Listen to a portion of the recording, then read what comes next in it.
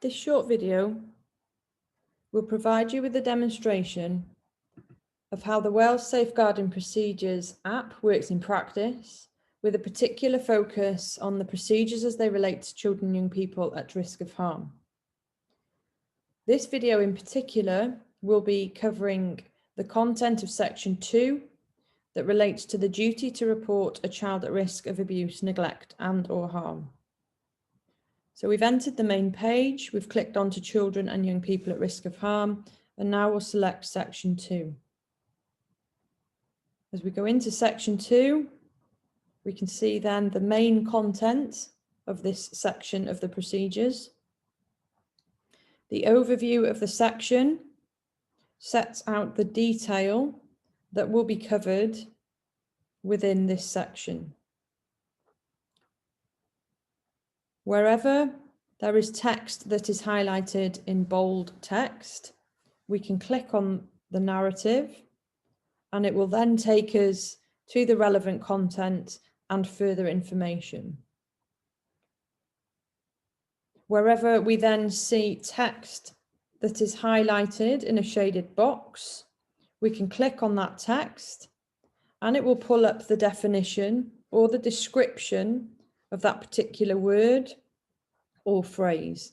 And as you can see here now, there is an example of what is meant by the duty to report within these procedures.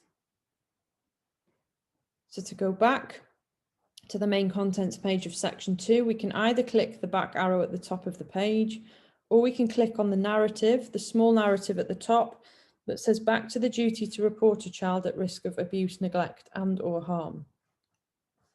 As you can see, that brings us back to the main contents page.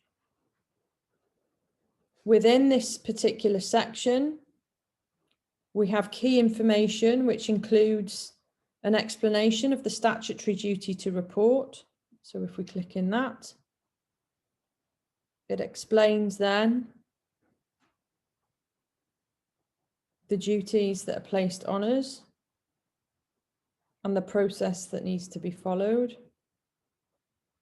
And as you can see at the bottom of this particular page, there are pointers for practice and definitions.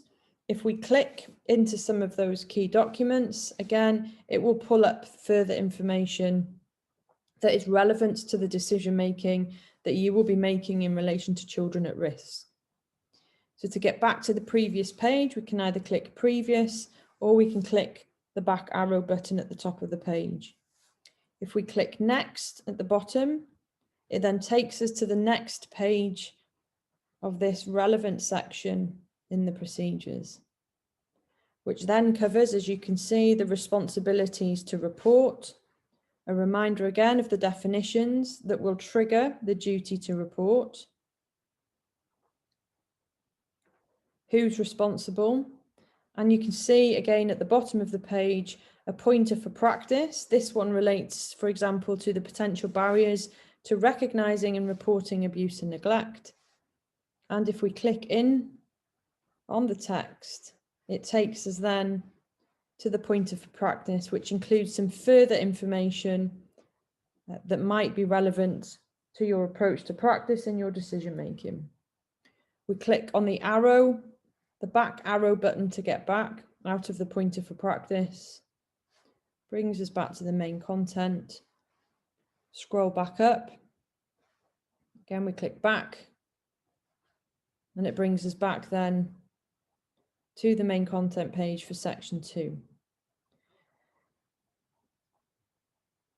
This section also covers key information such as how we report concerns about a child at risk. So if I click in, scroll back up to the top, it sets out then the information, the expectations, if you like, in terms of how we make the report and who we're required to contact. You'll see in the shaded boxes, there are often examples that are provided within the procedures to help set the context. So we click back and we're into the main content page for section 2 again. We've got the narrative then, the content around managing immediate concerns, when to contact the police. what we do if either a child or the member of the public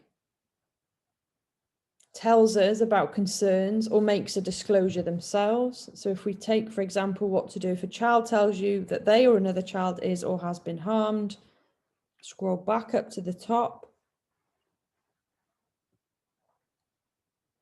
It sets out the circumstances where children may make a disclosure and some helpful advice and guidance in terms of how to then manage any disclosures that may be made by a child or a young person. We'll keep scrolling down, another example there to set the context, and you'll see at the bottom of the page a pointer for practice that provides you with, again, some further information on how to manage those disclosures. So if we go back to the main contents page, you'll see the relevant section around consent. So if I scroll back up to the top again, all of the information that you require to help guide your approach and the process you take to seeking consent to a report. The detail around when it's appropriate to do so and when it's not appropriate to do so. You'll see some pointers for practice that will help you to give consideration to how you will go about obtaining consent from children and young people. The requirements where we're making reports without parental consent, for example. And if I scroll up, you'll see the information. Click back to the main and click in the back arrow button at this point to get back to the main contents page. And you'll also see in there the information with regards to what needs to be covered and included in a report that you then make to social services about any concerns that you may have about a child at risk of abuse, neglect, or harm. So again, I'll click on the back arrow.